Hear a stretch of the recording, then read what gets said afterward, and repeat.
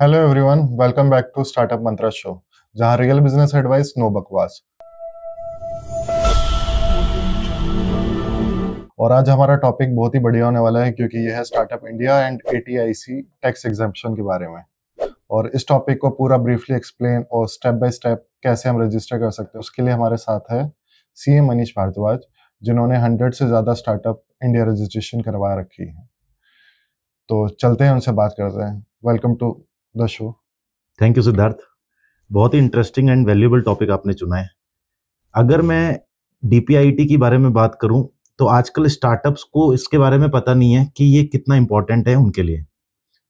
तो अगर हम इसके रजिस्ट्रेशन के प्रोसेस को समझें तो डिटेल्ड प्रोसेस है और ये एक स्टार्टअप को गवर्नमेंट रिकॉग्नाइज करने में मदद करता है। तो पहले ये बताइए कि स्टार्टअप इंडिया क्या है और डीपीआईटी क्या है। अगर स्टार्टअप इंडिया की बात करूं तो अगर कोई बंदा अपना बिजनेस स्टार्ट करना चाहता है, लैक ऑफ नॉलेज की वजह से वो स्टार्टअप के बहुत सारे बेनिफिट मिस कर देता है। तो स्टार्टअप में रजिस्टर्ड कराने के लिए जो इनिशियल स्टेज है वो डीपीआईटी रजिस्ट्रेशन है। डीपीआईटी की बात करूं तो department for promotion of industry and internal trade, ये एक बहुत ही इंपॉर्टेंट टॉपिक है रजिस्टर्ड कराने के लिए स्टार्टअप को। तो क्या कोई भी बिजनेस इसको अप्लाई कर सकते हैं? अगर एप्लीकेबिलिटी की बात करूं तो लिमिटेड बिजनेस इसको हम अप्लाई करा सकते हैं, जैसे कि प्राइवेट लिमिटेड, एलएलपी और रजिस्टर्ड पार्टनरशिप फर्म। इसमें बहुत सारे क्राइटेरिया हैं अप्लाई करने के कि अगर स्टार्टअप की एज लिमिट की बात करूं तो 10 साल से लेस होना चाहिए। अगर मैं एवरेज टर्नओवर की बात करूं तो it should be less than 100 CR और बिजनेस स्केलेबल मॉडल पे होना चाहिए या इनोवेटिव बिजनेस मॉडल होना चाहिए, ये उस पे एप्लीकेबल होता है। इसका एक छोटा सा एग्जांपल अगर मैं दूं, कोई बंदा अगर ट्रेडिंग बिजनेस करना चाहता है, रीसेलिंग बिजनेस करना चाहता है, it should not be beneficial for them. Okay, अब बात करते हैं एटीआईसी के बारे में। तो इसका क्या बेनिफिट है और ये किस तरह स्टार्टअप इंडिया के साथ जुड़ा हुआ है? ATIC is a tax exemption scheme. ATIC का बेनिफिट क्या होता है? अगर आपने स्टार्टअप में अपने आप को रजिस्टर्ड करा लिया और एटीआईसी का बेनिफिट लेना चाहते हो तो incometax.gov.in में जाके आपको एटीआईसी का एप्लीकेशन सेपरेटली लेना पड़ेगा, जिसका बेनिफिट क्या है? आपको 3 सालों की टैक्स एग्जेम्पशन बेनिफिट मिल जाती है। चाहे आप 10 रुपए कमाओ, 10 लाख रुपए कमाओ या 20 लाख रुपए कमाओ, आपको 3 साल तक कोई भी टैक्स देने का रिक्वायरमेंट नहीं है। तो सबसे बड़ा बेनिफिट आफ्टर डीपीआईटी एटीआईसी लेने का ये है। तो एटीआईसी क्या डीपीआईटी के साथ ऑटोमेटिक मिल जाता है? ये बहुत अच्छा सवाल है। अगर बात करूं, ऑटोमेटिक नहीं मिलता, इसके लिए हमें एक सेपरेट एप्लीकेशन अप्लाई करनी होती है इनकम टैक्स की साइट पे, जो कि डीपीआईटी से बिल्कुल अलग है। तो बोथ आर डिफरेंट प्रोसेस। तो आप एक बार एक्सप्लेन कर सकते हैं स्टेप बाय स्टेप की क्या प्रोसेस होता है ये? अगर स्टेप की बात करूं, बड़ा सिंपल प्रोसेस है। सबसे पहले आपको startupindia.gov.in की साइट पे जाके अपनी एक प्रोफाइल क्रिएट करनी पड़ेगी। उससे पहले आपको प्राइवेट लिमिटेड, एलएलपी या रजिस्टर्ड पार्टनरशिप में आपको रजिस्टर्ड कराना पड़ेगा।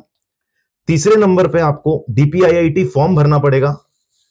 उसको सबमिट करने के बाद 5 से 10 दिन में आपको ये डीपीआईटी सर्टिफिकेट रजिस्ट्रेशन मिल जाएगा। कहने को 1 या 2 दिन में भी आ जाता है, बट हम due to lack of site issues और different problems, different drawbacks, it will take around 4 to 5 days। जब हम डीपीआईटी रजिस्ट्रेशन अप्लाई कर लेते हैं और इसका सर्टिफिकेट हमें मिल जाता है, तो इसके तुरंत बाद जो नेक्स्ट स्टेप है that is ATIC application. We need to take that application और file that application to create ATIC exemption criteria. तो क्या क्या डॉक्यूमेंट्स लगते हैं दोनों ही अप्रूवल्स के लिए? जैसा कि मैंने आपको बताया, both are different process. Step to step मैं आपको बताना चाहूंगा। अगर डीपीआईटी की बात करें तो डीपीआईटी में सबसे पहले कंपनी के जो इनकॉर्पोरेशन डॉक्यूमेंट्स हैं वो लगेगा। सेकंड नंबर पे उसका पेन लगेगा। थर्ड नंबर पर अगर मैं बात करूं तो एक राइटअप होता है जो स्केलेबिलिटी और इनोवेशन को डिफाइन करता है, वो लगेगा। चौथा, बिजनेस एक्टिविटीज के बारे में डिटेल्ड में डिफाइन किया जाएगा। पांचवा, फाउंडर डिटेल। ये तो बात करी मैंने डीपीआईटी के बारे में। सेकंड आते हैं एटीआईसी के बारे में। एटीआईसी में सबसे पहले अगर हम डीपीआईटी ही नहीं करा रखा तो एटीआईसी हमें नहीं मिल सकता। तो पहली डॉक्यूमेंट की रिक्वायरमेंट है डीपीआईटी सर्टिफिकेट, जो हम इनिशियल स्टेज में डिस्कस कर चुके हैं। दूसरा, same company credentials, company incorporation certificate, company pan number, ये बेसिक डिटेल है।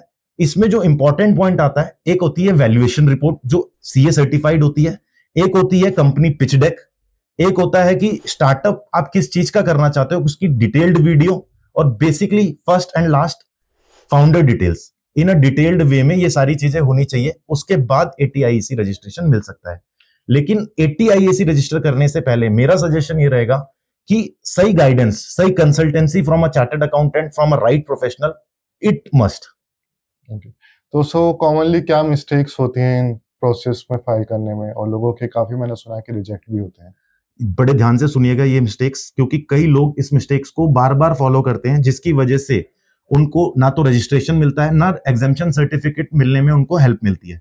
पहली मिस्टेक की अगर मैं बात करूंगा तो कॉपी पेस्ट जो राइटअप होते हैं, बिजनेस राइटअप, ज्यादातर बिजनेसमैन कॉपी पेस्ट मॉडल पे चलते हैं, तो उसकी वजह से उनको रिजेक्शन झेलने की चांसेस बढ़ जाते हैं।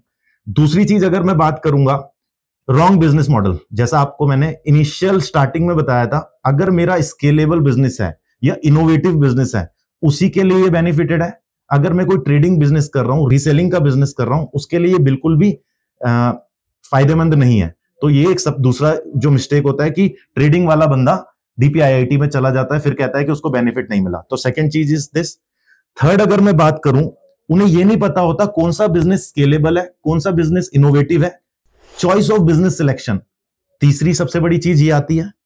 चौथी चीज की अगर मैं बात करूं, प्रोफेशनल से या CA से जो कंसल्टेंसी है वो लैग कर जाते हैं, जिसकी वजह से डिले और रिजेक्शन होने के चांसेस बहुत ज्यादा बढ़ जाते हैं।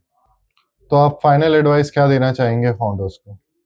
सबसे इंपॉर्टेंट, इन लेमन टर्म अगर मैं बात करूं, अगर आप अपने स्टार्टअप को लेवल उसका हाई देखना चाहते हैं, बहुत अच्छे पोजीशंस पे देखना चाहते हैं, तो सबसे पहले DPIIT और ATIAC रजिस्ट्रेशन कराएं।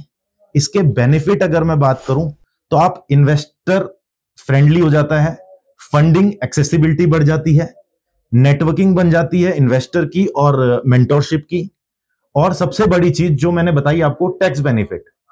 3 साल, इन 10 सालों में आपको 1 रुपए का भी टैक्स देने की जरूरत नहीं है। तो सबसे इंपॉर्टेंट इसमें जो लाइन बोलूंगा, before applying DPIIT and ATIAC registration, you should consult a right professional at a right time to avoid delay and rejection. बहुत बढ़िया, thank you Manish for this power packed session. और दोस्तों, अगर आपको भी कोई स्टार्टअप रजिस्ट्रेशन और ATIAC के लिए हेल्प चाहिए तो कमेंट करें, हम जरूर आपसे कांटेक्ट करेंगे। This is startup mantra show episode 2 sponsored by paradise perfume. मिलते हैं नेक्स्ट एपिसोड के लिए। Don't forget to like, share and subscribe.